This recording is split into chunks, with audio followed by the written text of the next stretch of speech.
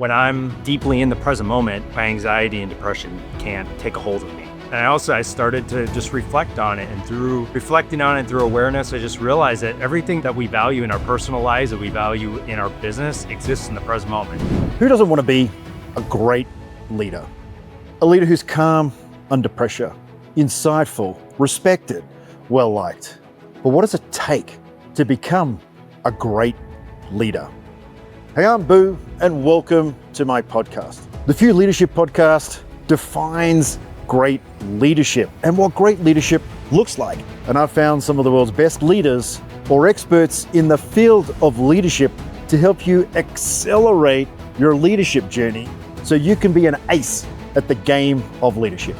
If you're ready to rethink everything you know about leadership, if you're excited about accelerating your leadership journey, let's strap in and ignite your leadership potential.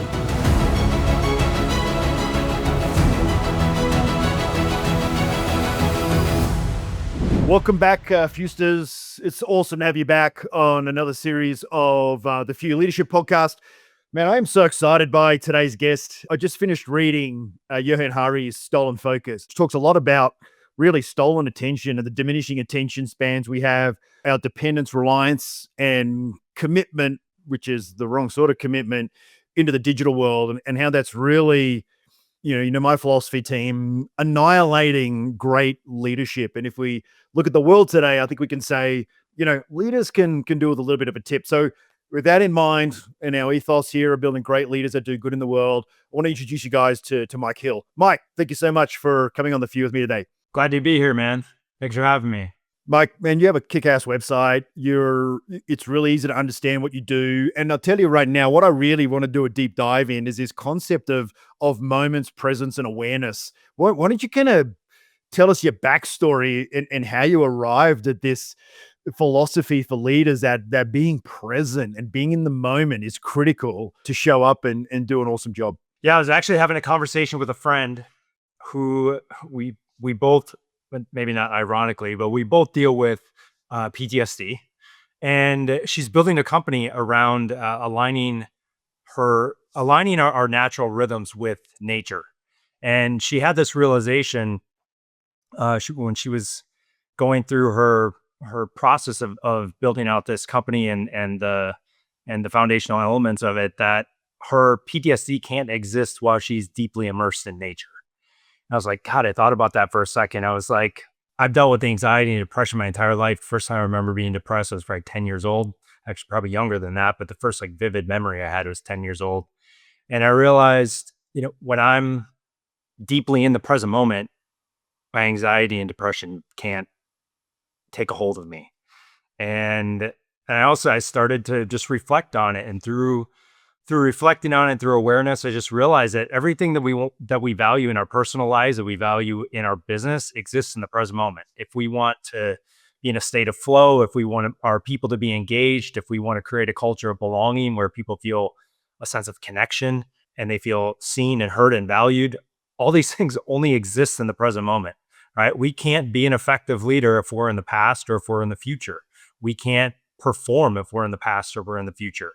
And I think a lot of this was the seeds were probably planted from my basketball background, working with some really high level basketball players and spending, probably 20 years in that world. When we're in the zone, as in that state of flow, we can only be there if we're in the present moment. And I think everybody's like, yeah, well, I know that the present moment is all we have and it's the only thing that exists, but it's like, it's more than that. It's like, that's where we also create our future, right? We don't create our future by worrying about what's going to happen, about thinking about the unknown. It's about the actions we take in the present moment. And so I landed through it, through my own personal experience of just combining this mental health meets peak performance background.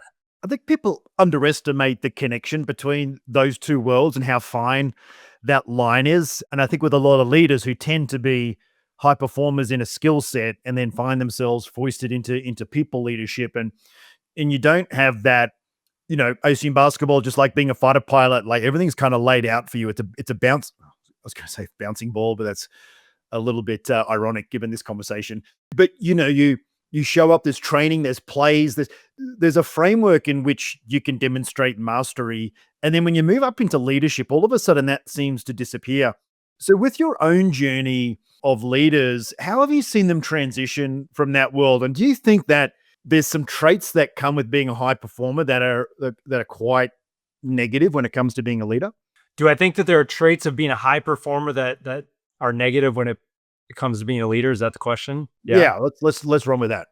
I think one of the challenges is that the problem is, and you see this all the time, is like people get promoted because of good performance, not because they're a good leader, right? And the skill sets are not the same. It's like you see over and over and over again. I'll just speak from the basketball world. Guys who are really high level basketball players try to coach, and they're usually not successful.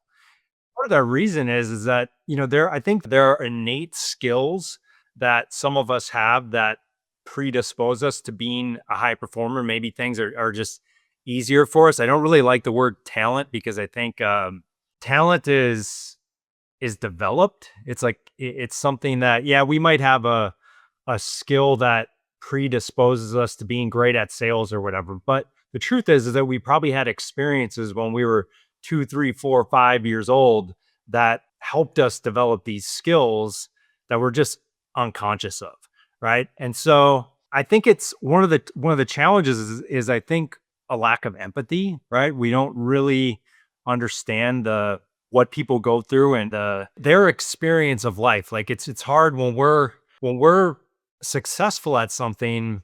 It's easy to kind of put our blinders on and not be and just look at, well, I did it this way and this is the way that I was successful, and not be open to other possibilities. And I think that can be, especially in a world that's changing constantly, I think that can be a big barrier.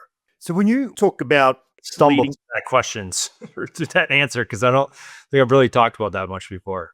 yeah, no, but it's insightful, and I think it's insightful because of what you've done in your life, right? And who you tend to be associated with as part of that. You have a book, Leading with Presence. When you say presence, do you mean walking in the room with an aura and people look at you and go, "Oh my god, that's a leader"? Or are you talking about presence, about being present, or is a combination of both? Why don't you unpack the sort of thematics around your book?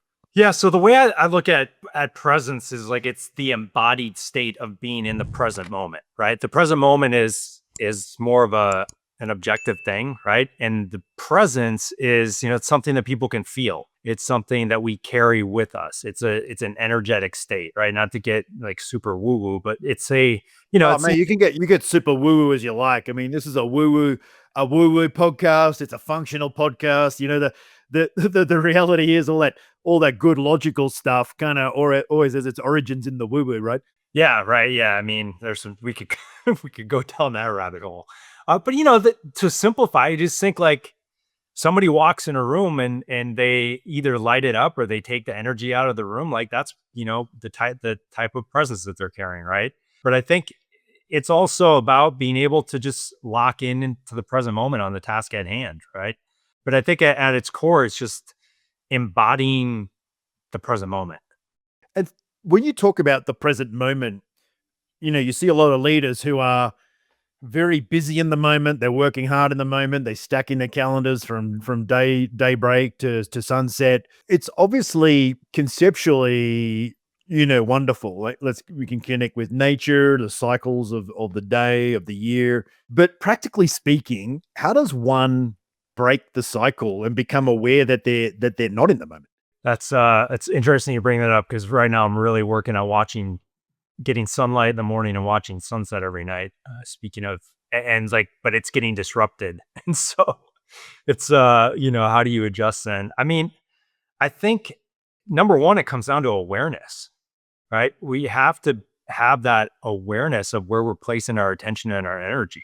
And I think that can happen through self-reflection, that can happen through meditation, that can happen through disconnection. But I think it comes down to really being intentional about creating time to develop that skill, right? It might be maybe for you, it's, meditation is not accessible. Maybe it's going on runs. Maybe it's going for a walk without your phone, whatever it is, but really creating that space to develop that skill of awareness.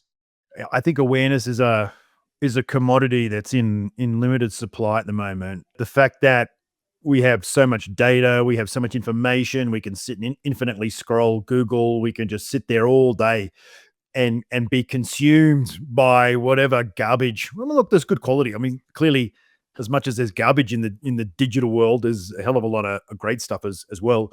And what's really fascinating is I don't think I've had a guest since we switched up the theme of this podcast into leadership that hasn't spoken about intentionality. Now, there's a lot of people, let's use basketball, right? Let's use your world. There's a lot of people that I would imagine in middle school and high school that had a dream and the intention of becoming a D1 basketballer or an NBA player. Is that journey and the fact you don't get there all down to, well, I just wasn't talented or good enough? Or is there something else that needs to attach to intentionality in order for you to achieve the intention that you set for yourself? I think I could answer that in a few different ways. I mean, I think basketball is unique because I think it, because there's so many other factors that go into what it takes to play at that level, to be in the 1% or the 1%, right? You can be an incredibly skilled basketball player, but if you don't have the athleticism that's going to be able to translate to the Division 1 level or the NBA level, like, it doesn't really matter how good of an actual basketball player you are, right? But I think, translating that to the business space, I think intention is great, but I think having a purpose-driven, emotionally compelling vision that is going to pull you through adversity is greater than intention, right? I look at intention as like the moment to moment and the purpose-driven vision as the big picture, right? It's the purpose-driven vision is what is going to create intention in the present moment, right? And that's where, we are breaking our days down into what do we need to do to bring that to life. I was super lucky, right? 5 years old, went to an air show, want to be a fighter pilot, done.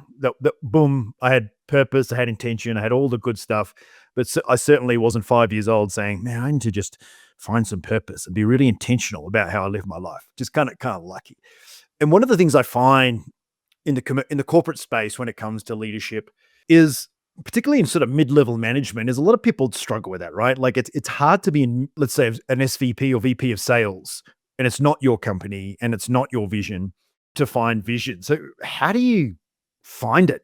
Or does work become a complement to a bigger vision? I'm always fascinated by this because I don't think there's a right or wrong answer. It's really a matter of perspective. And I'd really love to get yours. Yeah, I mean, I 100% agree with you that it's a really tough position to be in.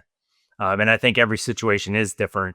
But I think I look at it from the standpoint of, given the circumstances, what can I control within them and what can I not control within them? Am I, in a position where there's no way that I'm going to influence the vision of the company? And, I'm one of 150 VPs at a 10,000, person company. Like, my ability to impact that is probably small. But then I look at, like, what can I impact, right? I can impact the people that I lead. I can create maybe a vision within the vision of the organization. And I can also create my own individual purpose and then figure out a way that it connects to the work, right? Maybe it's, how is my work every single day contributing to something that I care about, contributing to something that's bigger than myself. And I think we can do that in several different ways. But I think it is individual, it is tough, but it can be done if you focus on the things that you can control. And I think this is really important. And I love that you've said it a number of times now about investing in the things you can control. In your life and as an expert in this kind of field, how often do you see people making excuses and finding get outs? Because some people do have great vision, but there's always a reason to not do something to fulfill it. How do you get to the point where, because, I assume in basketball and in the corporate space and your clients you work with, when you start hearing excuses, you start to think, well, okay, that's self-induced. That's just a perspective thing. What's your advice to somebody or a leader of a team when they start to see excuses or make excuses? Have you got any kind of break the excuse matrix advice? Yeah, I mean, I don't know. This is something that I use when I have my basketball company, but we had one rule, and maybe you're already implementing this. I have no idea how widespread this is, but I was more than happy to listen to somebody if they brought a problem to me, as long as they also brought a solution to it. Right? It might not be the solution. We might not implement it, but at least they're being more intentional about, all right, I'm not just going to complain to complain. I'm complaining and we're also going to problem solve at the same time. Right. So if you're going to bring a complaint, also the rule is you have to bring a solution. I think, you also just have to ask, like, is this helpful? Is this helpful or not? Right. Like, What's serving me? what's the vision? Here's, what we're trying to do to get there. And like, are the things that I'm doing actually helpful or not? Am I bringing problems, or am I bringing solutions to the table? And it's like, this is super cliche, but it's like, you're either part of the problem or you're part of the solution. Right. And it's like, what are you going to do in order to move us closer to this vision? If you're enjoying the show, I'd just like to ask of you a little favor. We're on a mission here to ignite the world's leadership potential. We need to reach out to as many leaders as we possibly can. So if you're enjoying the show, I just ask you to leave a review, to subscribe, to help introduce this podcast to other leaders to join you on your journey to flawless leadership.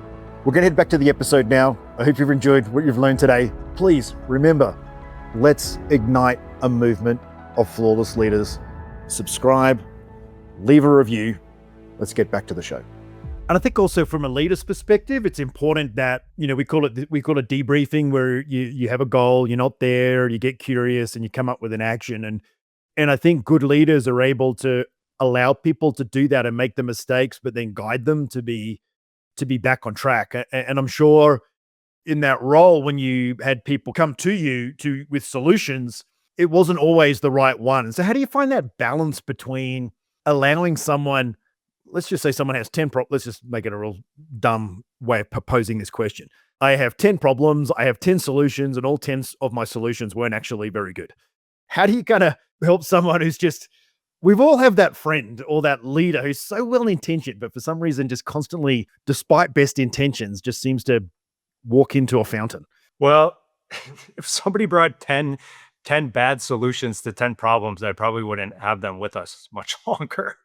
But I think it is important from the standpoint of it creates a sense of empowerment, right? And when people feel a sense of empowerment, they're going to take more ownership in their work. And the more people take ownership in their work, the less that we manage and the more that we lead. And so I think, in that specific situation, I think that person's not there much longer. Because and that's actually, subconsciously or not, I think you've raised something really important. I was working with a client during the week, and we're talking about this high performance culture, and he was a CEO, and he was mentioning that how does he get people like the people we're talking about? How do we lift them? And similar to your advice, how do we what that? How do we lift them? How do we lift them to be everyone else? And I kind of had a chat to him, and I said, some people cannot be lifted.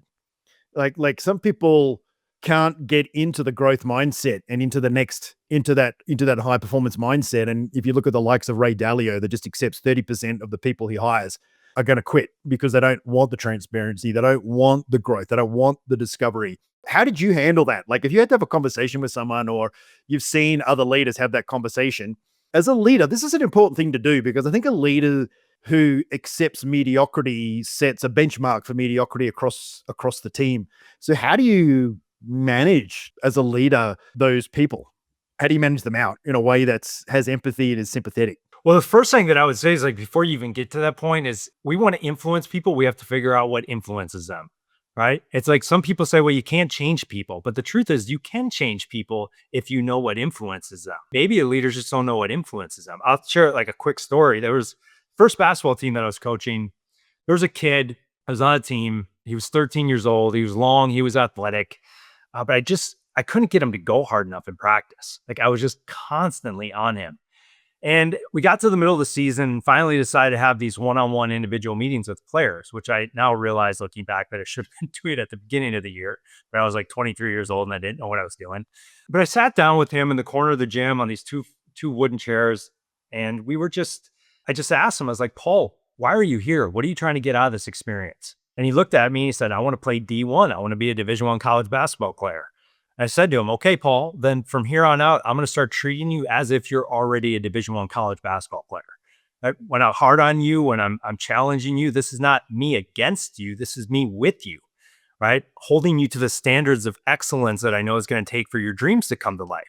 And in that second, everything changed in our relationship, right? I was hard on him. I kicked him out of practice. I made him do push-ups, but I also, rode in the car with him when we listened to the music that he wanted to listen to before games. And I developed a relationship with him. And he no longer saw me as the coach who was just being hard on him to be hard on him.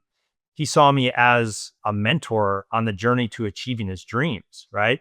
And that kid, who was a 13-year-old kid from the middle of nowhere in Wisconsin, went on to play Division I college basketball, hit a game-winning shot in March Madness. Now he's coaching in the NBA, right? And so figuring out what influences people can change them, right?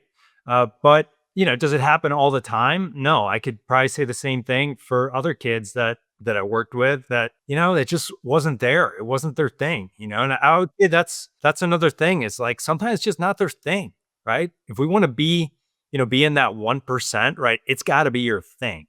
It's like you wanting to be a fighter pilot as a kid, like you found out early, right? And sometimes like there's a gift in that, right? There's a gift in the truth. It's a huge gift because you set them free to find out what is their thing. Yeah. Right. And it might seem hard in the moment, but in the end, it's really a gift. I think what you've done though is like D1 leadership, where you've effectively aligned the presence, the moment, with their vision, not your vision, which is your vision is for that team to win, right? And for the team that you're coaching to win. And I think that ability to be able to have conversations where you open up for people to share what good looks like for them. I think a lot of people just never have that awareness. That I think a lot of people just never actually have that moment when they're leading a sales team or a manufacturing team. Where for a lot of people, their vision is to be at every lacrosse match for their kids, every recital. Like, some people are just all in on family, and their job is just is a way to get there. And I think there's a lot of glamorous careers out there, like marketing and media and sales and finance, and those environments are professional sports environments, and people just end up miserable. And then they have that, and you can probably accelerate that in terms of years if you just sort of said to them, what do you want? Well, I want to have a big house and a great family, and being in finance is the best way to get there. And it's like, well, that's not the right vision. There's a lot of different ways you can get a nice house where that might be a better fit for you. What do you love? Well, I love trees. Well, have you thought about being a forest ranger? I'm being glib. But I think what you've said there, mate, is incredibly powerful. I think it's funny when you are a leader and you're good at it, you kind of sometimes maybe don't even pick up the moments that you've been really good at it. So is there any examples that you've seen in your journey where you've just seen someone and gone, this person is just a phenomenal leader? And then when you came to that conclusion, what did you see in them? I don't know if I would have known it at the time, but I realized it looking back, and it's going to sound very simple, but it was just like they just developed relationships, right? They invested in relationships. I think it's so interesting. When I first started speaking, I was reaching out to all these agents. And in my demo video, I don't remember exactly what the line was, but it had something to do with love in it, right? And I sent it out to all these agents, and one agent got back to me and she's like, you should remove that line from your video if you ever want to have a career in this space, because nobody can talk about love in the corporate space. And I was like, God, this is so like, I don't get this. I've never had a job my entire life, right? So I'm like, I'm just looking at it through the lens of my basketball experience. And I would say the through line of all the coaches that were able to help players maximize their potential, if you ask those players what the thing was that the coach did, and you could only pick one thing, I'd be willing to bet 99% of the time that answer would be, I just knew that he loved me. I just knew that he loved me, right?